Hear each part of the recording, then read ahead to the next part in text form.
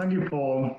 My name is George Abraham. I am the current General Secretary of Federation of Malayali Associations of Americas, which is passionately known as FOMAA.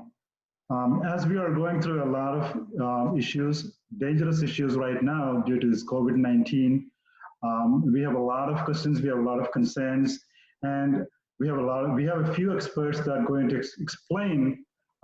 We have a few healthcare experts. They are going to explain what we are supposed to do and what we have to do in order to save our lives and also in order to save our loved ones' life.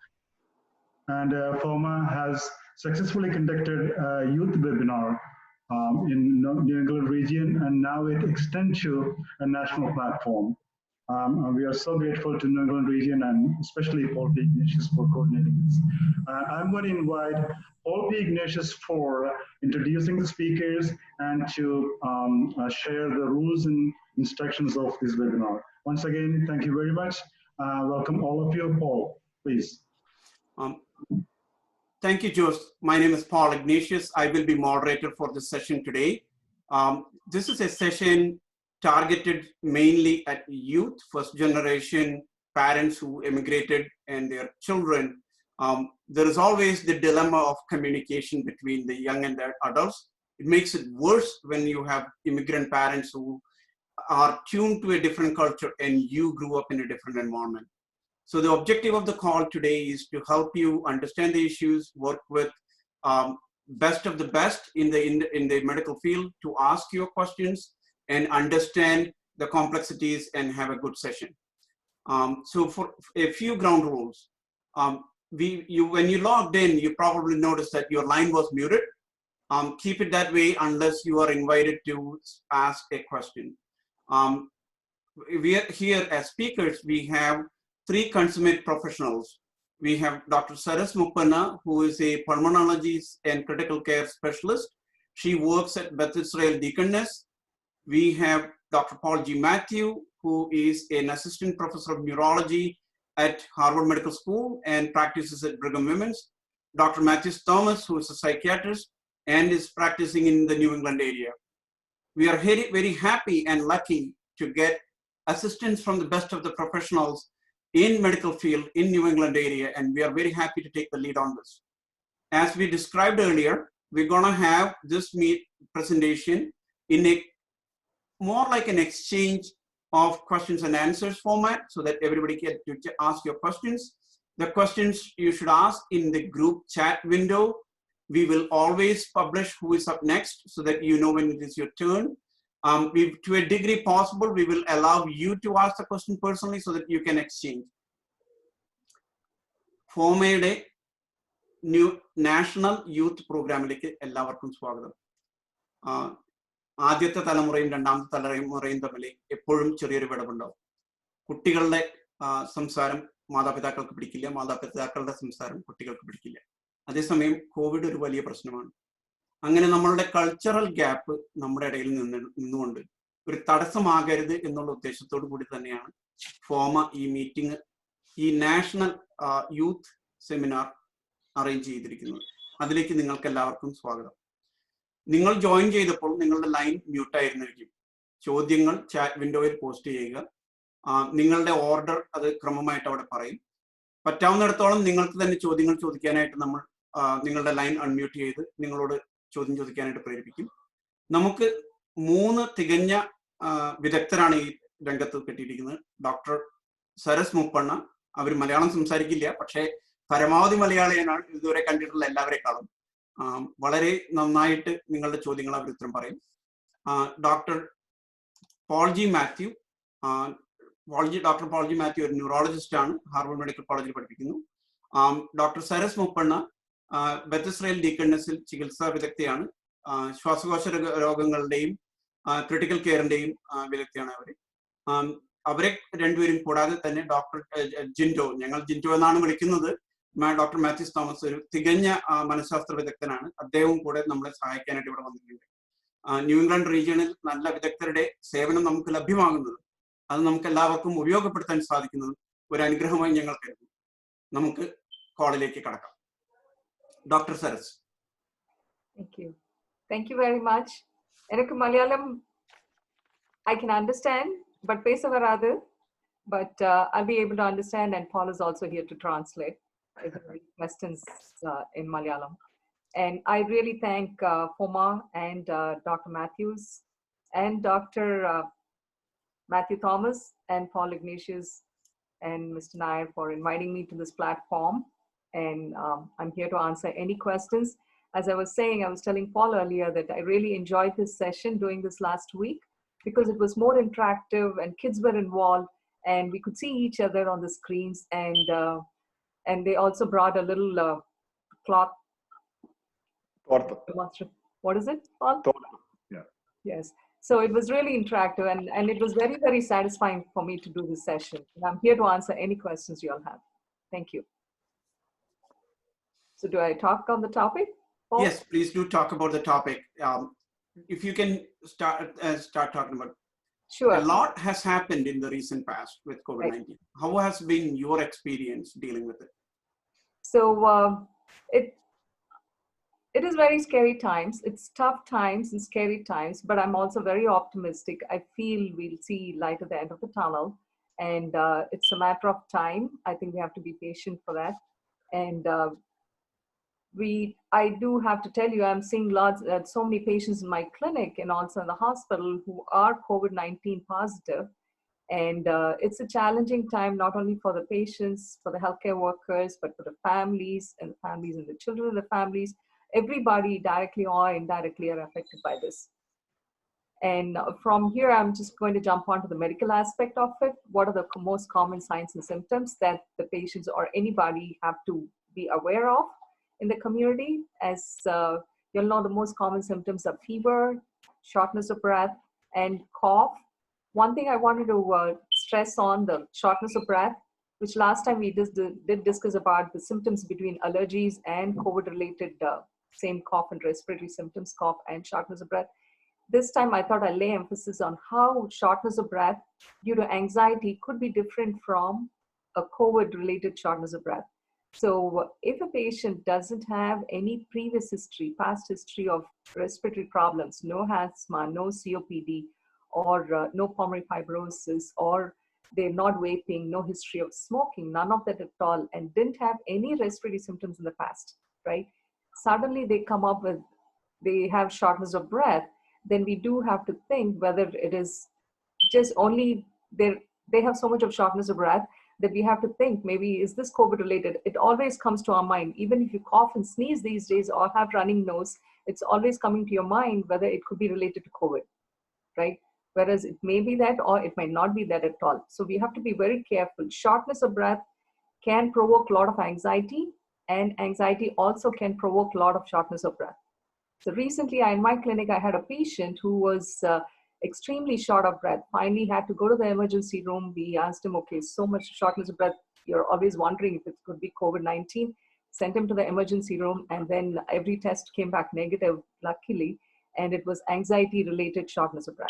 So that's one thing I want people to remember and think a little more, gather more information, whether they have any associated symptoms which fit into the category of COVID-19, like any nausea, vomiting, abdominal pains, diarrhea, they could be having a chest tightness, or they could be also having sense of loss of taste and smell.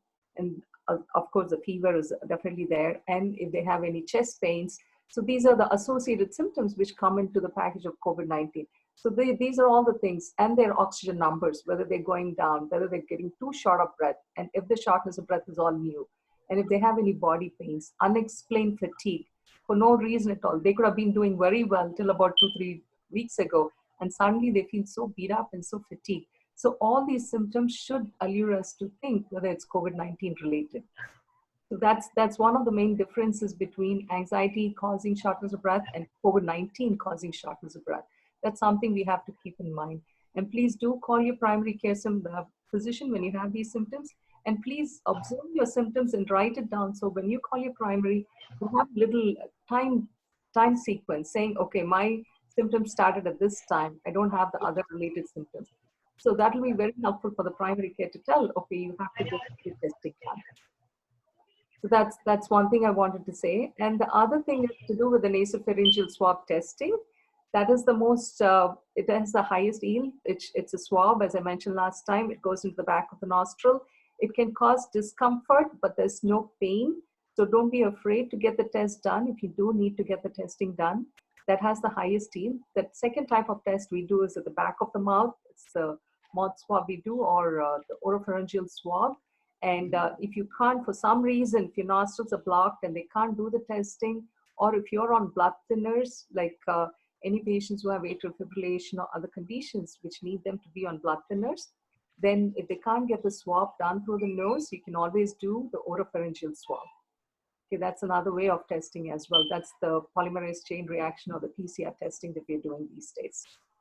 So these are the two things. As more questions are coming up, I would like to talk a little more on the treatment, what we are finding, what are the promising treatments we have now. I think I'll hold off for now. Thank you.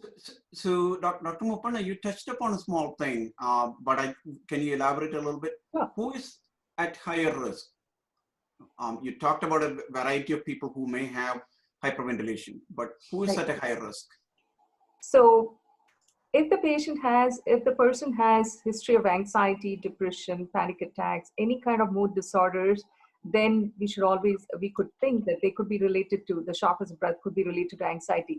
But you should always give them the benefit of doubt. You shouldn't say, okay, this is anxiety related, your shortness of breath, nothing else. You shouldn't do that. So my patient who does have a mood disorder, okay, still we wanted to give him the benefit of doubt, making sure that it's not COVID-19. That's the reason why he went to the emergency room, got tested, everything was negative. And then we were rest assured that, okay, this is really anxiety related, right? So we should always give them the benefit of doubt. Coming to the comorbidities or the risk factors, age more than 60, 65 years, but the COVID-19 has been, we've seen so many people right from 20 years onwards, they are having COVID-19 positivity. So age doesn't seem to matter now anymore. Patients who have diabetes, not being well treated or not being very compliant on the medications, congestive heart failures, COPD patients, and patients who underwent transplants on immunosuppressive medications, those patients who have lupus, psoriasis, or one of those conditions who are on biological medications. So these patients, their immunity is reduced. So what happens is they're more prone to get the illness. So when they are exposed to the coronavirus, it flares up, and then I shouldn't say flare up, it replicates sooner, and they're more prone for getting the disease by itself, COVID-19 disease. So all these patients have to be careful. Everybody has to be careful too, because there's a huge number of people, or us, I should say, who are asymptomatic and who could still be carrying the virus within our body, and we can transmit it to other people. So everybody has to be careful and take all the precautions. So just to dovetail on some of those points, and I'll also just introduce myself. So Paul actually asked me to help run this webinar, and I said, I'd be happy to, but I'm a neurologist. I certainly want someone who's either an expert in pulmonary critical care or infectious disease.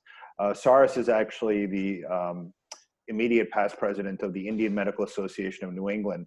And she, like I said, and as you know, is a pulmonary and critical care specialist. She's in the trenches fighting with COVID-19 every day. And in addition, we really appreciate her time because she's not only speaking to us, she's also spoken to the Telugu Association, the Tamil Association, and multiple other groups. So in addition to really being on the front lines and providing clinical care, she's actually providing a lot of the education, not just to the public, but also to other physicians. So thank you again, Saras, for doing this. Yeah. So along those lines, one of the things that was mentioned was seeking care. And, you know, it's perfectly reasonable to monitor your symptoms. If it's not anything too bad, we in general tell people to just stay at home and monitor, because the worst case scenario is if you have mild symptoms that are not related to COVID and then you go to the urgent care or to the emergency department, there actually you could contract it. So it's perfectly reasonable to monitor your symptoms like a low-grade fever or a little bit of a cough, because again, it could be due to something else. But certainly if those symptoms persist or worsen, it would make sense to first call your primary care doctor, and then depending on their recommendations, go to either urgent care or the emergency department, where you could then get tested. We have a question from Sajit Taivalapal. Sajit, you are joining us from Arizona. Please go ahead and ask your question.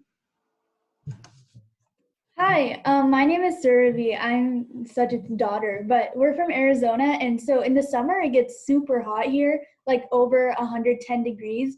And I heard a couple of times that the virus can't survive above a certain number of degrees. And it hasn't gotten that hot yet. But I just wanted to know, like, maybe if we were to get into summer and the virus doesn't survive above a certain threshold, is it possible that the number of cases could go down?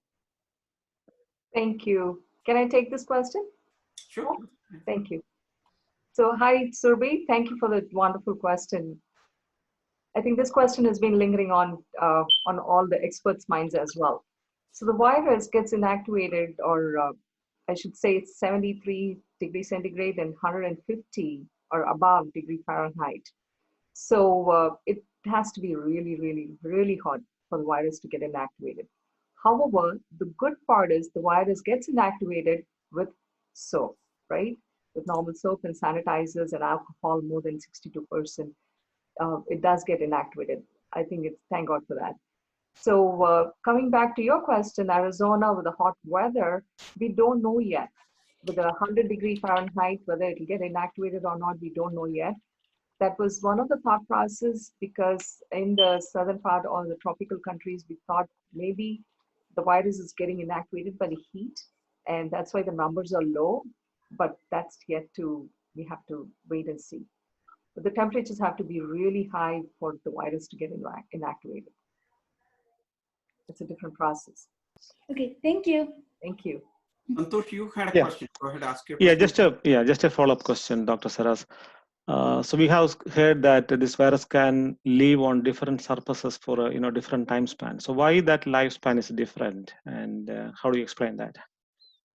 So that's a tough question. So usually they say in airborne, it's around 2 to 3 hours, at least 3 hours in the airborne. Okay, on the surfaces like the laptops or certain surfaces, it is for 12 hours, and certain other surfaces like plastic and bottles and stainless steel, it's more number of hours, almost like 48 to 72 hours.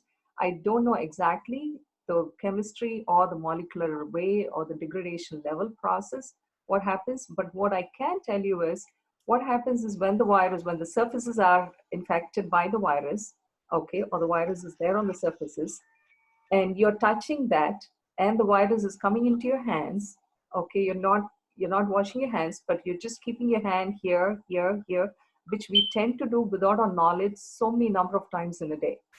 I mean, I was trying to count the number of times I'm just bringing my right hand, I'm right hand dominant, trying to see how many times I'm bringing my hand to my face.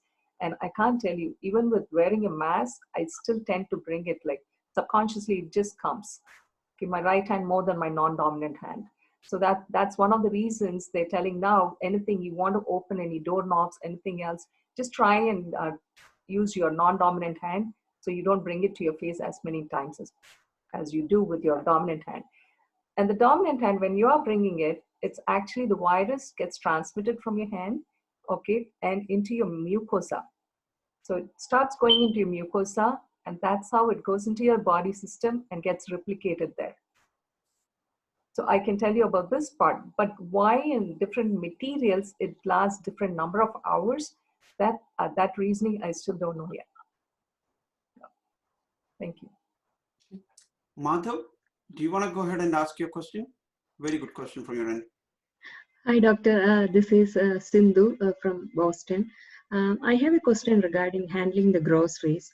Actually, I heard from a video recently that we don't have to be extra cautious about handling groceries, especially the cardboards and plastic bags, because the data we are seeing in the news is under experimental conditions, and there is a chance of getting infection through a grocery bag under normal condition is rare. Can you please explain that? Thank you very much. I think Dr. Matthews. So yeah, I mean, the practice that most grocery stores have is that you cannot bring your own bags into the store, which makes perfect sense. They want as little foreign material entering the store as possible.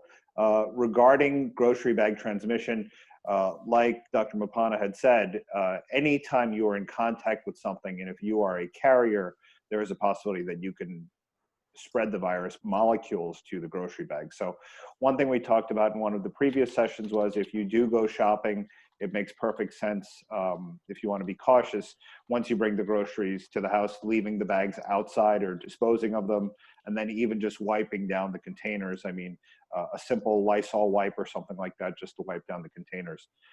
One of the very good questions we had during our last session is, how about takeout food? What if the food was prepared by someone who is COVID positive and doesn't know it?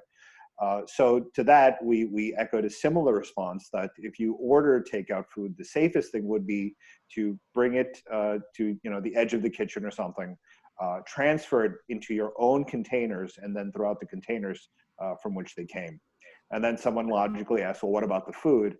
Well, we already talked about how a temperature can eradicate the virus. So simply reheating the food in your microwave should eradicate any virus that may be anywhere near the food itself. So again, containers are the thing we should worry about, and disposing of the containers promptly makes sense. During one of our last sessions, we also talked about handling mail. As you know, your mail goes through many, many different people's hands as it gets to your mailbox. So my practice and the thing I've been recommending to patients is you grab the mail out of your mailbox, take it to your garage. Anything that's junk, clearly there's no need for that to get into your house, so dump it right into the recycling bin. And then anything that is useful, you remove it from the envelopes, recycle the envelopes right then and there in your garage, wash your hands off, and then take the contents into the house, not the envelopes. So it's a very cautious way to handle mail, but again, why bring catalogs and things you're not even going to be looking at into the house unnecessarily? And just to punctuate another point, so COVID does not get absorbed through your skin. So even though you may see people, out and about wearing masks and wearing gloves, you're not going to get COVID through transmission through your skin. It's only when you bring that hand towards your mucous membranes, which are these liquid-containing membranes like your mouth or your eyes, where things can actually get absorbed. But through your skin, you're not going to catch COVID-19 through skin absorption. It's only if you bring it to your face. There is a question from Arun. Arun, go ahead and ask your question. This is a question for Dr. Mattis Thomas. Okay. So yeah, my name is Arun Das. We are from Michigan, one of the top infected states, and we are from Metro Detroit.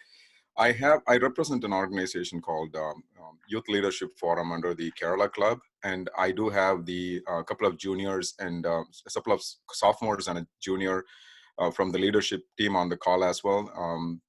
The president and the VP as well. They may have some questions, but what we were talking about a few minutes ago is, so we are at the hump. We are probably looking like we are falling off, and then we will soon hit the cliff. We want to start thinking about the new normal. And as we go to the new normal, and as the kids are still continuing to be, school districts are closed and we are going to be at home, we are putting out awareness videos. We are thinking about it. We are planning. And our question is around, can we talk to some pediatric psychiatrists who are more involved in the COVID-19 situation, to ask questions that we may be able to collect from people on the website that we are trying to put out there, so we can help these youth who are going through, and they don't know if you're going through the stress and anxiety. It's one of those things, right? You're not really sure if they are going through depression. Not all family has the two-parent family and income earning families. There are a lot of people who are suffering right now, so they are going to get affected more. So we want to do some kind of interview with that initiative. Would you guys be one of those? Do you know anybody who might be able to help us in that area? How can we get connected with them? All right. Yes, it's not only for children. It's very anxiety provoking and situation for everyone. The good thing is that this national helpline called Disaster Distress Helpline. They have this text, you can text them, called Talk With Us. And you can text them, you can call them. It's a 1-800 number. It's 800-985-5990. Again, it's 1-800-985-5990. That's a national distress helpline. There they provide help with your questions about your anxiety and all that. And you can also text them. It's called Talk With Us. Okay, perfect. Thanks for that information. Hey, Rahul, Ethan, or Kevin, do you guys have any questions? If you can think of, please free to ask the forum here, okay? So while we're waiting for those questions, Michigan has been in the news quite a bit with all the protests that are going on about the shelter-in-place orders and things like that. So I will talk about that a little bit. So just so everybody understands, the shelter-in-place order is not to prevent people per se of getting the disease. Because coronavirus is so contagious and there are airborne elements to it, the thought is the vast majority of the population at some point might get exposed to it and may at some point hopefully develop antibodies and do pretty well with it. So primarily the shelter-in-place order is that to prevent a tidal wave of the majority of the population all at once getting sick and then completely overwhelming the hospitals, ICUs, and unfortunately even the number of ventilators in this country. If you can imagine, if we didn't have shelter in place, all of a sudden, such a huge percentage of the American population getting sick, it would be an absolute disaster, and you'd probably see the death rates being much, much worse. So when shelter in place orders are gradually eased, I think it's going to be a gradual transition. You are going to see people continuing to contract COVID, and you're going to see people continuing to be admitted to the hospital. But again, the whole concept of herd immunity and preventing the entire herd from getting sick all at once is what we're really looking at. And then, many people have asked me my opinion. I mean, Saras can certainly give a much better clinical picture of this, but my sense is that sheltering in place will gradually come down. The timing of COVID in a way is a good thing, because for many of us that have children, it's only 2 months of missing school, and then it's the summer break. So it's not like they're missing a larger part of the school year. So this is a time when they would have been home anyway. And the vast majority of school systems, as far as I know, have already canceled the rest of the school year and really transitioned to virtual classes, which I think was very smart. So I think, heading back to what we consider normal will take some time. And I think, one question that comes up all the time is vaccination. And, the one good thing about a global pandemic is that you have international resources of scientists and physicians and researchers really pooling data together and really aggressively working towards developing a vaccine. And, the new normal in the future may be when it's flu season, getting both a flu vaccine as well as a corona vaccine to really prevent the spread of this disease and strains of this disease. Thanks, Dr. Matthew. I think that's very helpful. You're right. I think the flattening of the curve would have not happened if everybody was going and doing things as usual. And I'm glad that we did not overwhelm the capacity of these hospitals locally. Yeah, I mean, and unfortunately, not to get too political, but we are going to see this experiment in Florida, where beaches are reopening and religious services are reopening. So that will probably tell the rest of the country how to proceed. I mean, most of us with a scientific background can already predict how badly it's going to go, and we obviously hope for the best. But it's up to our lawmakers to make these decisions. And Saras and I have tried to work. We're both members of the Indian Medical Association of New England, so we've actually sent letters to the governor kind of recommending policies on protective equipment, sheltering in place, and things like that. And certainly regional and national medical societies are really trying to lobby and exert pressure on our leaders to advise them. Because again, these people are not in the medical field. They rely on us for our advice and recommendations for policy. And I often tell people, it's kind of like me going to my mechanic and telling them how to fix my brakes. Could I do it? Sure. Does that make it a good idea? Not really. So, be aware that, in addition to being on the front lines and really taking care of patients, education and lobbying and advocacy is something that medical professionals like myself and Saras really take seriously. Thank you. Thank you for that. Can I just add something? Yeah, sure. Right. And thank you for the question from Michigan. Yes, the teenagers are affected just like all of us are. It's really hard for them. At times they understand the severity of the condition, what's going on, the pandemic. At times they struggle to find out why is this happening? Why don't they have to Can't they go to school? Can't they play with their friends? Can't they play basketball? It's all these questions that they have, and they struggle to find the answers. So I would request all the parents also to be patient and explain to them, and sit down with them and explain to them in their language, in their level of understanding. Maybe it's through games or whatever you have a bonding with your children. I think that's one way of relating to the kids as well and the teenagers. And two is getting them involved in this pandemic, giving back to the community in whatever way they can. If they have to take few calls, 1 hour a day or 1 hour a week or whatever volunteering service they could do, get them involved in this whole process of getting the community better. I think they'll find it very, very satisfying for themselves. And the third thing is, you did ask about a child psychologist or a child psychiatrist. And if you need the answers, because Massachusetts and Michigan, they're very close in numbers. And after New York, New Jersey, I think they are the states which have been very badly hit. And if you need any names where they can call and find out, we are happy to provide the names as well for local children's psychiatrists. So I think this is a great segue. Dr. Thomas, during our last call, went through a great list of coping mechanisms or really ways to deal with being sheltered at home and not having exposure to the outside world, and kind of healthy ways of dealing with this, both with yourselves as well as with your children. So Dr. Thomas, it would be great if you could kind of run through that list that you did a great job with last time. Sure.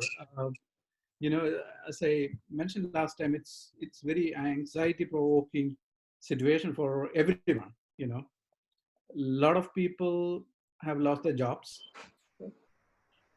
financial uncertainties, worries about what's going to happen. Those are the main worries the adults have. Then kids have their own worries and issues. As Sarah has mentioned, to the children, find time to sit with them and talk to them what they know about it, and listen to their concerns, and educate them and tell them that it is real, but it's not going to be, like a lot of people will get it, and there will be an outcome. A lot of experts are working on it, and it's not the end. Things will get better. Let them understand that, and also keep an eye on what they are watching, especially about this COVID issues. There are a lot of misinformation and wrong informations floating around in the social media, and if the children watch that, they might be more anxious. And make sure that you find time to sit with them, understand their questions, and explain to them what is happening. And anxiety and depression, that's what we are seeing a lot of it. Even as a association, Mass Psych, we're getting a list of all the providers who could provide support. To begin with, they started with frontline health workers who is working with COVID positive patients, medical practitioners who works with the COVID patients. They're all scared, like it's very anxiety provoking. I have been talking to many people who are working in frontline, and they're all worried about themselves, about the family. It's very uncertain. It's not like in India, we have, extended families and, other sources of income to, to support them. But here, if you lose your job, it is uncertainty about whether you can live at the same house, you can drive the same car, what is going to happen. It's very anxiety provoking situation. So anxiety is quite normal, but when it becomes to the next stage, when you start to get hopeless and helpless about the situation, that's when you should start worrying about, make sure that you don't get to the depression phase. That's when you see a lot of people drinking more, alcoholism, that kind of thing. And anxiety, to some extent, is okay. But when other emotions like anger, is another thing. Like I was really surprised, like a couple of days back, one of my children came and asked whether they can go out and play with the neighbors. We have two neighbors, like they were playing on their outside the neighborhood kids. I lost it. I was very angry at not at them, at their parents. They are like, there are a lot of stupid parents like that. Then I realized, oh my God, why am I, losing my anger? So once you are, in that situation for long, it's quite normal but realize it and, understand it, realize it, and, understand it, it's happening. So prepare, things like that happen. So prepare that and be ready for it. The other thing, what I always tell us, it's very easy to lose your hope. That's when hopelessness comes. That is a danger. That is when some people drink, some people get angry, some people get frustrated. There is this very important and very interesting book by a psychiatrist called Viktor Frankl. He was a psychiatrist who was in a concentration camp. The book is called Man's Search for Meaning. In that, he mentions about two different kind of people. Majority of the people there were hopeless and helpless. And they all died earlier. And there was a small percentage of people who were hopeful. They did everything, God's asked them to do. They did it not because they wanted to do it, but they had this hope that one day they will get out.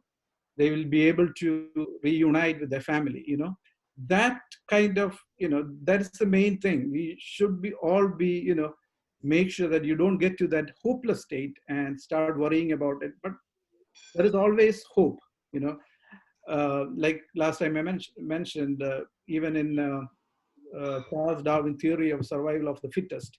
Fittest is not the strongest. Fittest is the one who were able to adapt to the new surrounding, new situation. So that's all we need to learn, how we can deal with it, how we can plan, make even for simple things like at home, have a plan, have a structure. Very important to have your regular circadian rhythm. Even if you don't have to go to work, get up in the morning at same time, have healthy, food, do regular exercise, spend time with the family, and then have a regular time to go to bed, have that regular schedule. Find some, hobbies which, you can do when you're in this situation. What I learned was after a couple of weeks, my wife Sharon shouldn't hear this, but I think that I'm become an expert cook than her. You might get a new vocation for that. Yeah. And she started experimenting on my head. And when it became a mess, she said she was trying to do it like a Boris Johnson hairstyle. So learn. Dr. Thomas. So learn new skills. Do, as a family, and enjoy this time. You're never going to get this time again, So see the positive aspect of it and try to take advantage of the situation. Yeah, you have to be careful saying survival of the fittest to Malayali people because they might think of it as alcohol and say fittai. Yeah. There are 3 questions waiting. So there is a question from Manoj Pillai's children. They are eagerly near the phone. So kids, go ahead, ask your question. Hello. I know that everyone anticipates to get rid of Corona and get a cure to it, but what are the chances of recovering from Corona and then getting it again? Is that possible? So that's called reinfection. Okay. Yeah. Now, that's an excellent question. What's your name? Davik. Davik, hi. Nice to meet you. Hi. Thank you for the question. And who's hiding behind you? He's my brother. What's your name? Achu Devnath. Nice meeting you. So,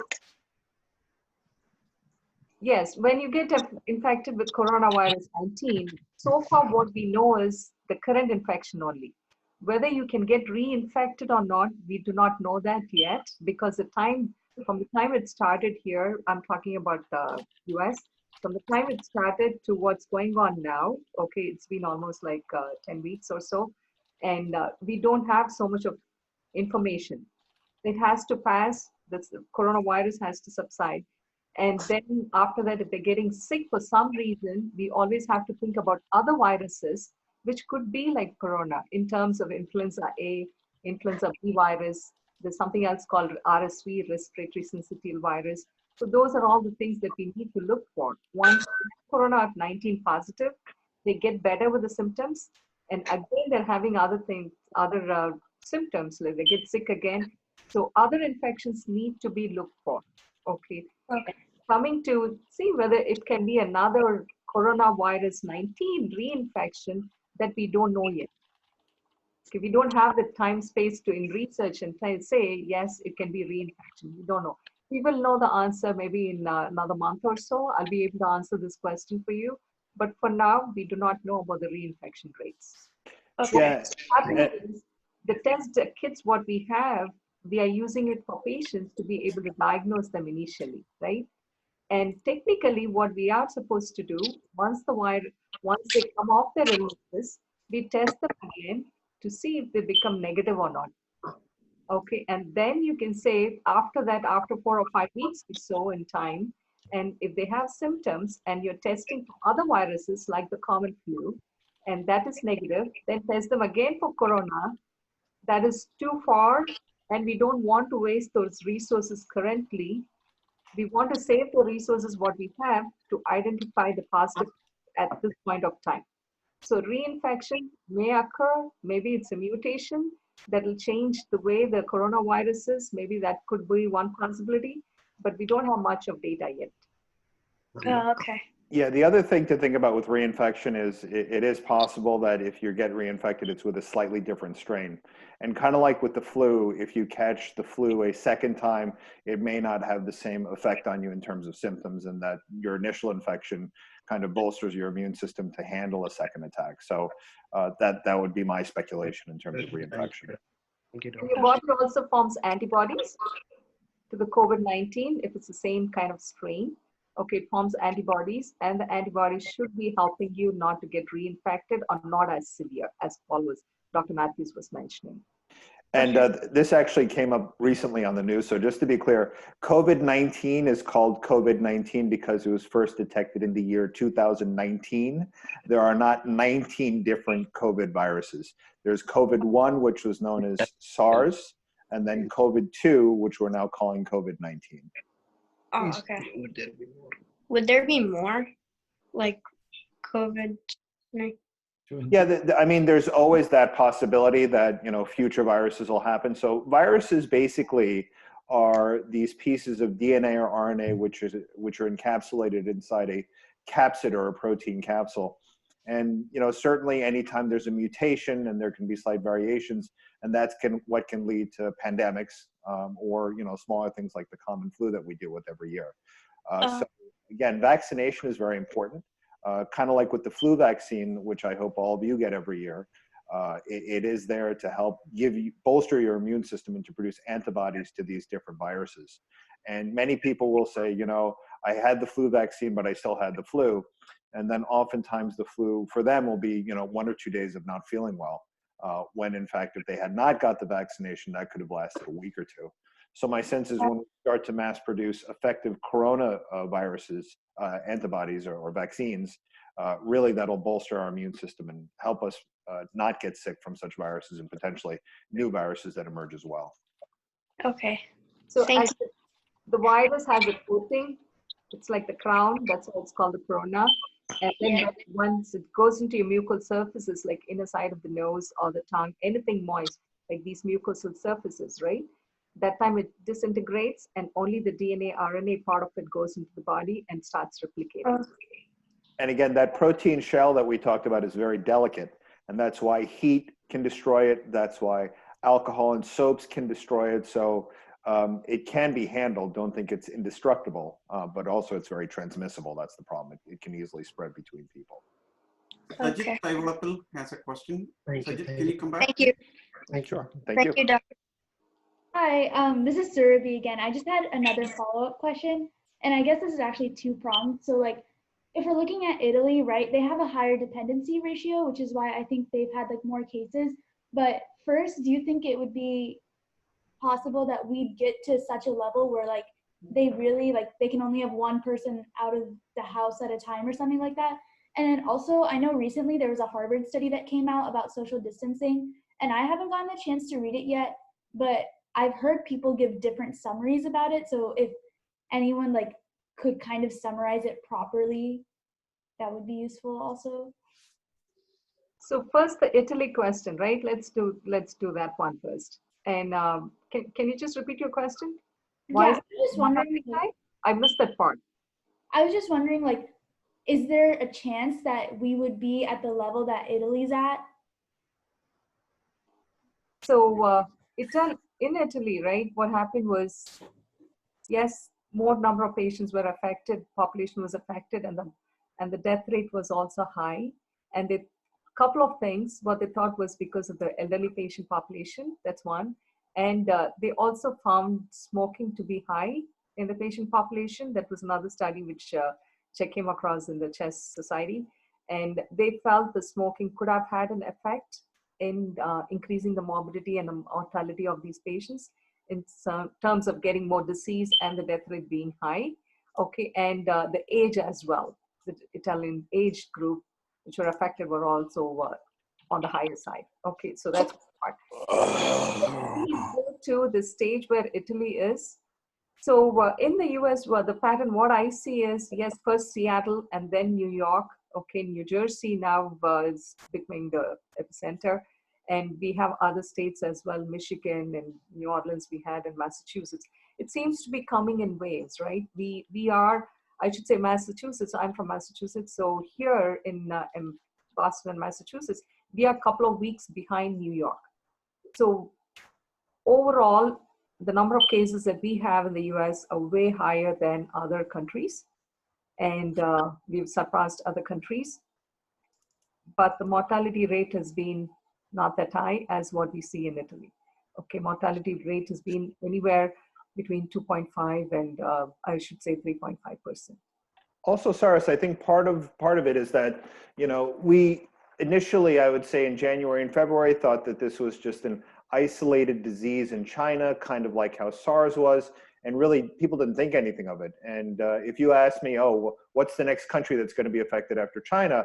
I would think it would be something contiguous, but I don't think anybody would have said, oh, for sure, Italy. So I think Italy was completely blindsided that they would be country number 2 in this pandemic.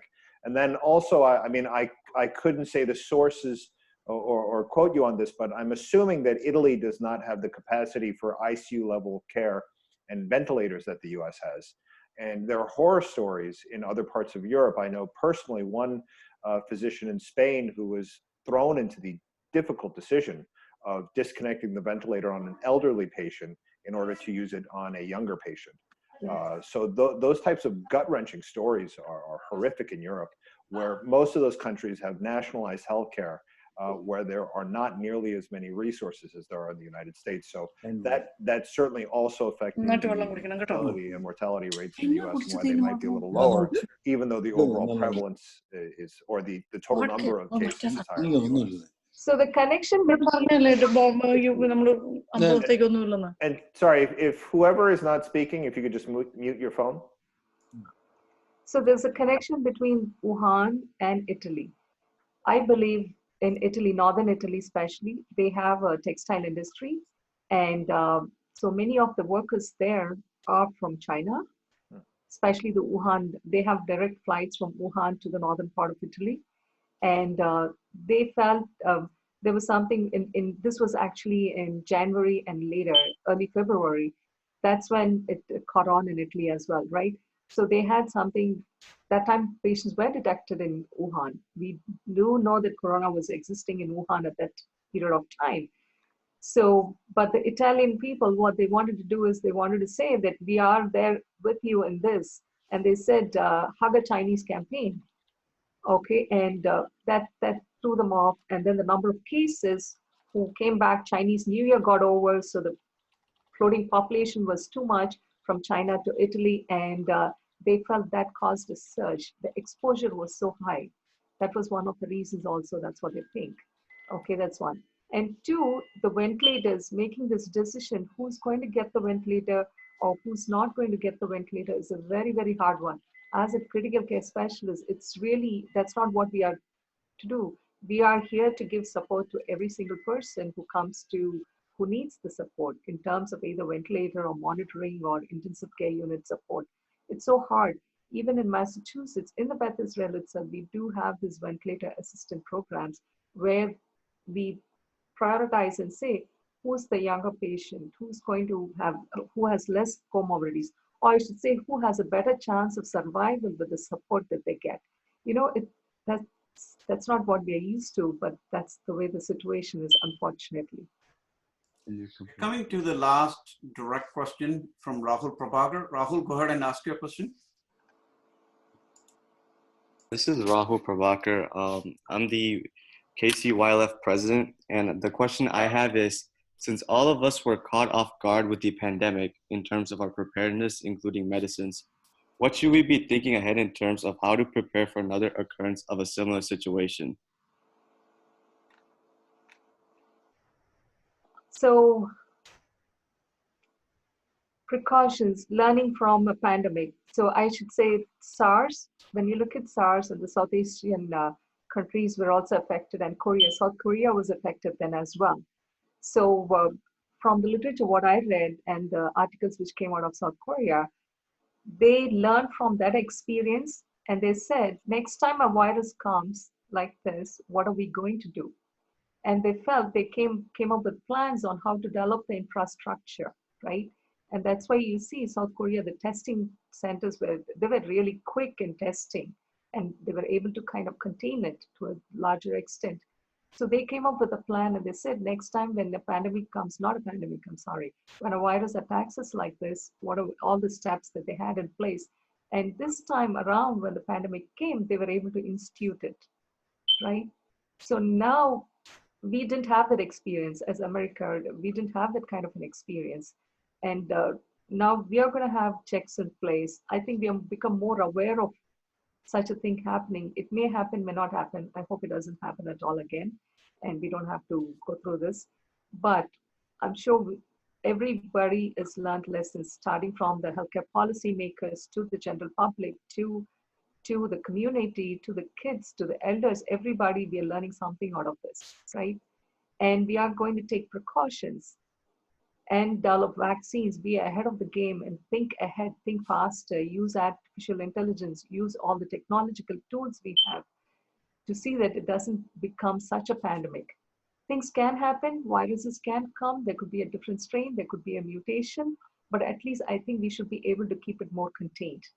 We've heard of Ebola, we've heard of SARS-1, we've heard of the MERS, Middle Eastern Respiratory Virus, we've heard of all those things, but they didn't become like such huge pandemics.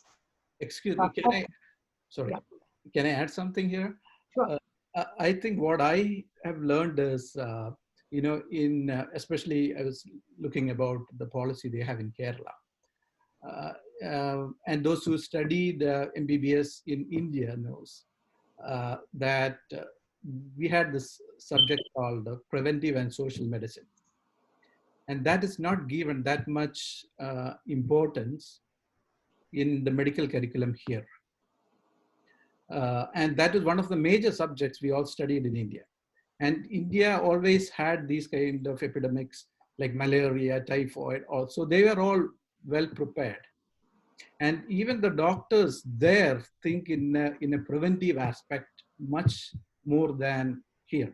Here what I've seen is the more focus is on treatment, like and providing the cutting edge treatment for you know, diseases in a hospital based.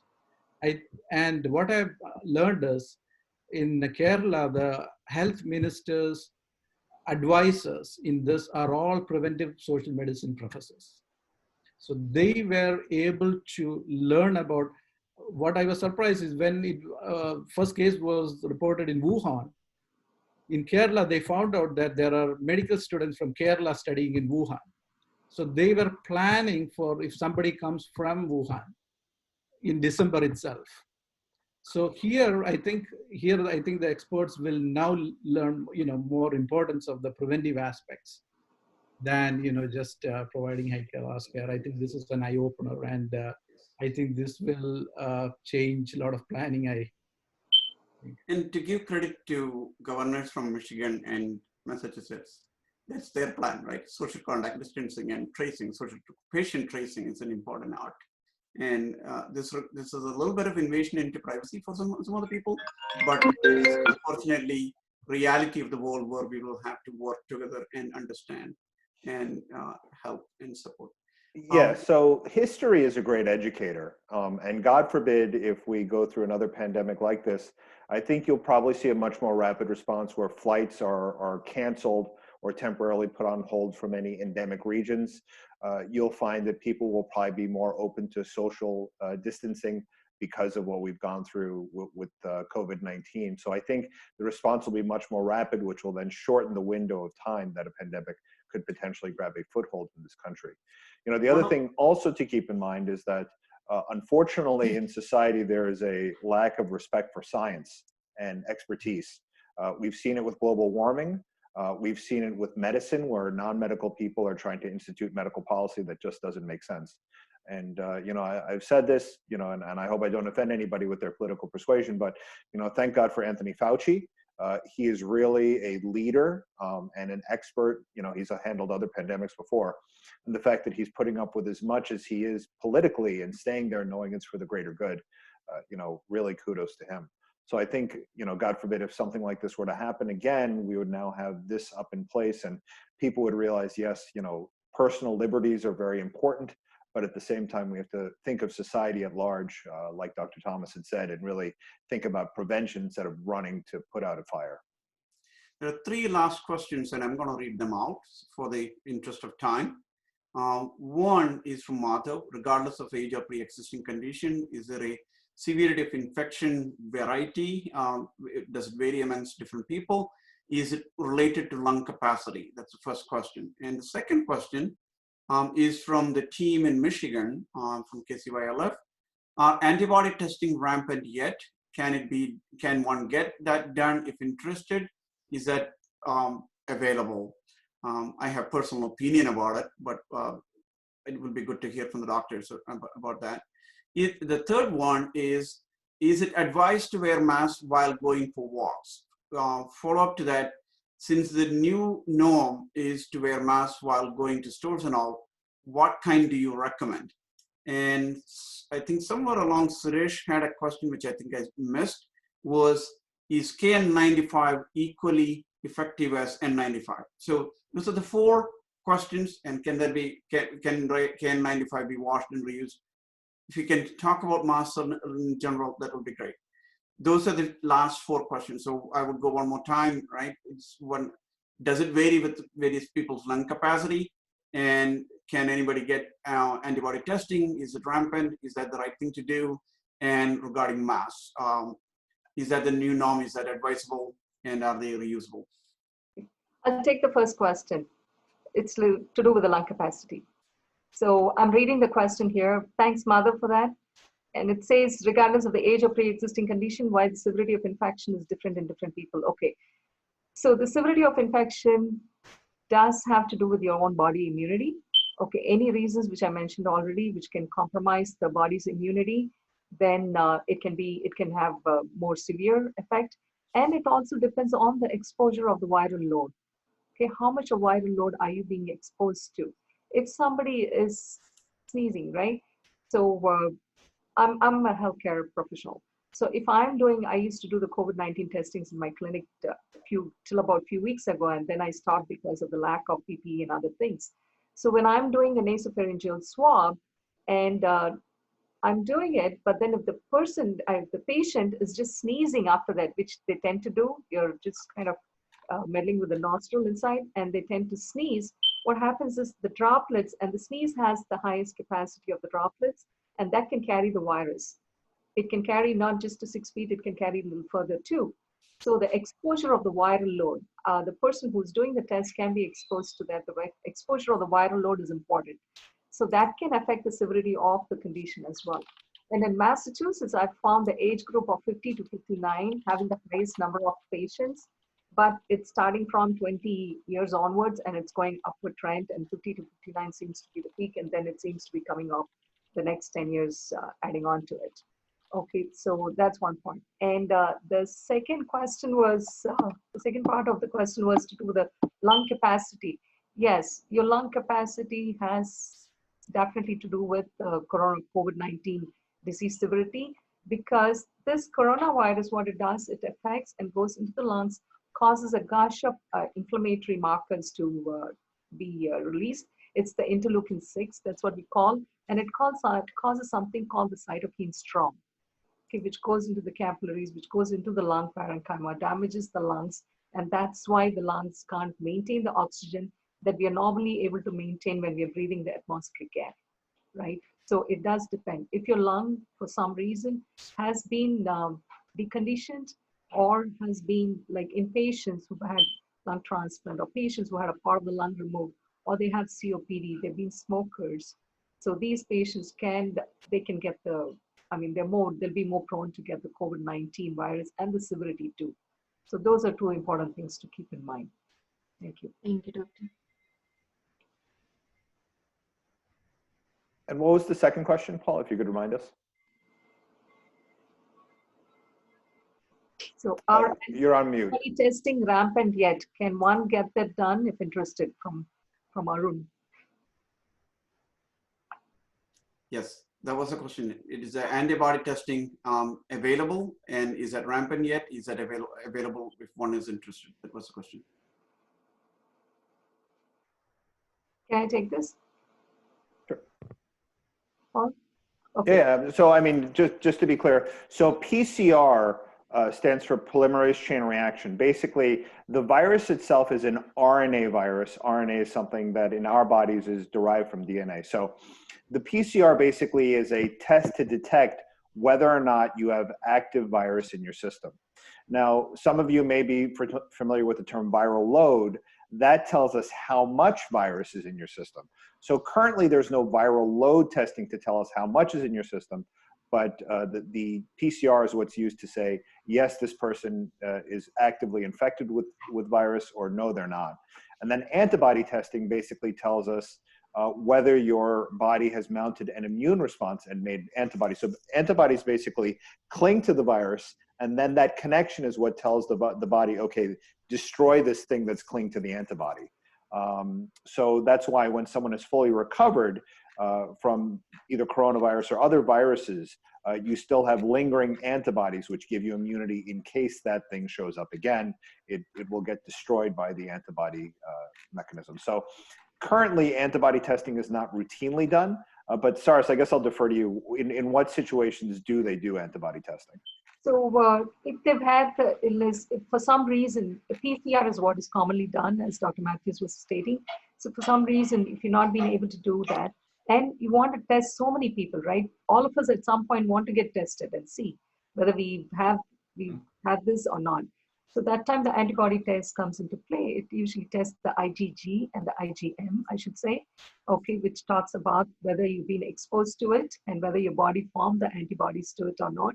So that's where the antibody testing comes, and it's rapid. The PCR testing, you have to wait for a day, 2 days, but the antibody testing is much rapid. It can be done, like they claim, Abbott Labs claims, in 45 minutes, they can give us the test results. Okay, that's for masses. So it is going to come soon. And I've not known anything being done in Massachusetts yet, but it's for more volume of people. You can get it done and see if your body has been exposed to it and if your body already started forming antibodies against it. So that's and just to give you a point of reference, if you are in the medical field and you're applying for a job and you're not sure, or if you're from a foreign country and you're looking to work, they can actually do antibody testing to see whether you've had the measles, mumps, and rubella vaccination when you were a child. So that's how long a lot of these antibodies linger. And that's why elderly people will sometimes get a booster vaccine just to reintroduce it to their immune system, and so they start generating antibodies again. So that's where antibody testing is routinely done in the country currently. And again, at some point, you may see it more routinely done in relation to COVID-19. So I work for PerkinElmer. We design these tests, both antibody tests and PCR tests. We have a PCR test in the country, in commission now. We set up ELISA tests, which are antibody tests that we built. The nightmare with antibody testing is that you may get false negative. So you may be sick and you may be infected, and it may up to 10% in some certain types of tests. In ELISA tests are slightly better. You may see lesser error rate, but the worst thing that you can tell somebody is that you are not sick when they're sick. And that's the risk with the ELISA test or antibody tests in general.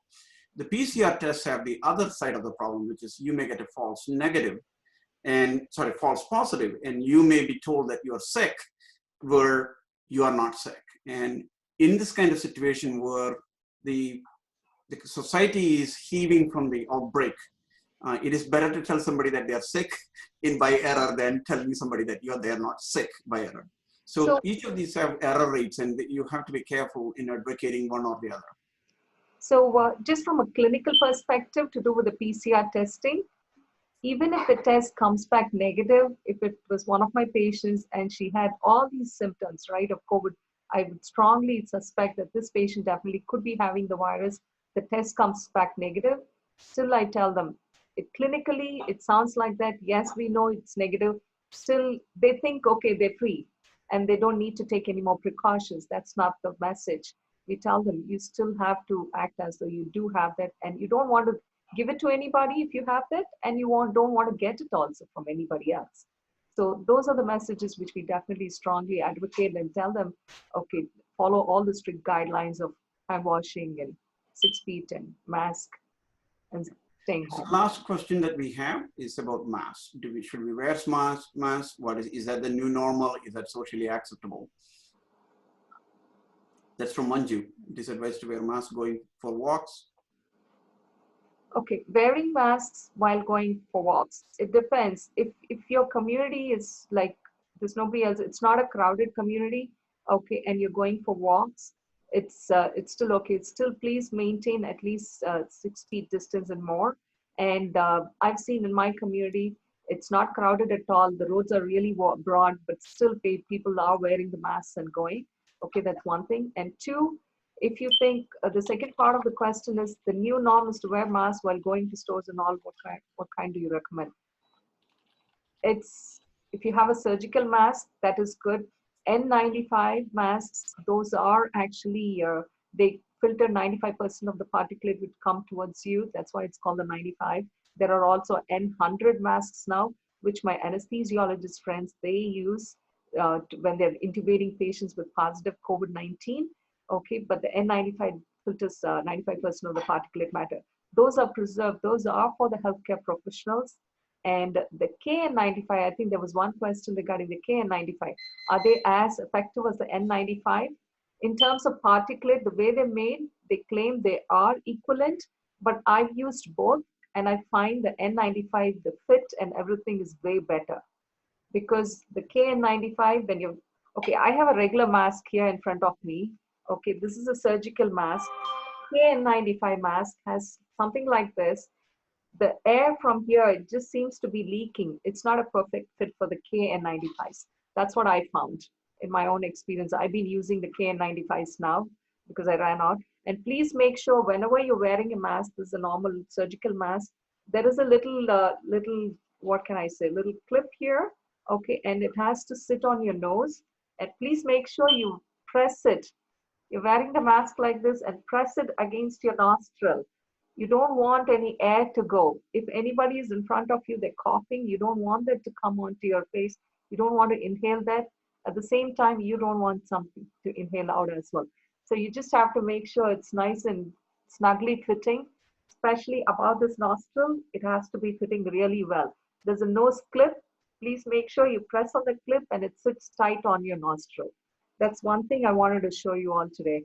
That's why I kept the mask ready here. The last question was, one comment along those lines as well. It amazes me. So I really try to avoid going out. I pretty much only go out for groceries when I'm leaving the house. So really, it amazes me to see couples going out together.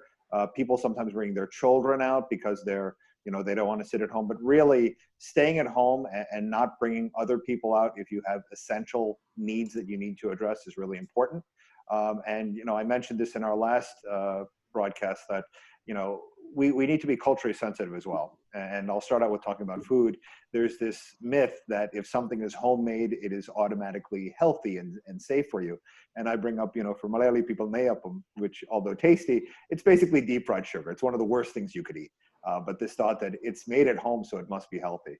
And I only bring that up because, people will practice social isolation and social distancing when they're interacting with the outer community. But then when it's other Malayali people, they're like, oh, uncle called me for tea. It's not a big deal. Let me just go. But really the rules that we apply to society really should apply to our own homes. And, I'll give you a perfect example. My brother, who's a critical care physician, he went to go visit my parents. And basically they sat about 20 feet apart from each other on the deck outside of the house when they came to visit. And again, that's my brother and my parents. So that's how much they're really observing the importance of social distancing, and that you could very easily, and I even tell patients this when I do virtual visits, you and I could very easily be asymptomatic carriers. And the worst thing we could do is go out and expose other people who may be unfortunately in that category that needs to be hospitalized or even intubated. Paul, before you end, can I just make an appeal that, as you all know, that there are a lot of people from our association and our community are working in frontline, like doctors and nurses, working with COVID positive patients in different hospitals. So at least if you know someone, just support them. Give them a call, talk to them. I've been talking to many of them are very scared, worried about their health, their family's health. So just, those who are not working, at least give them some support, call them, talk to them, and give them some moral support. That would be helpful. Yes. Yeah, and I know we're short on time, but this is really quick along the same lines. This social distancing and kind of isolating at home really is also a good opportunity to connect with people that you have not connected with in a while. I have 2 children, 4 and 7, and basically every night we do some FaceTime with their cousins, with family friends of ours that we have not been in touch with for some time. It's very uplifting for you and your family, but to pleasantly tap someone on the shoulder and someone who you haven't talked to in a long time, figuratively, of course, tap them on the shoulder and say, hey, we haven't talked in a while, how's everything? That kind of community building and morally supporting each other is very helpful. It is, Dr. Upparna suggested last time that youth also have an opportunity to give back. Incidentally, I spoke with my son this morning and he said, yes, I volunteer 1 hour every week next week to help somebody with tutoring. So that's one of the call to action for all the youth volunteers in Malayali community nationwide. You can give back. Give an hour every day. Next week is holidays. If you can use that time wisely and support somebody, it will be great. I want to invite back Jibi, who is our National COVID Response Task Force Chief. Jibi, could you come back in? Yeah, you're muted. Jibi, please. Yeah. Hey, good evening, guys. It was wonderful. FOMAA. We were just trying, how it will be to interact with our youth and the younger parents where they have the youth kids.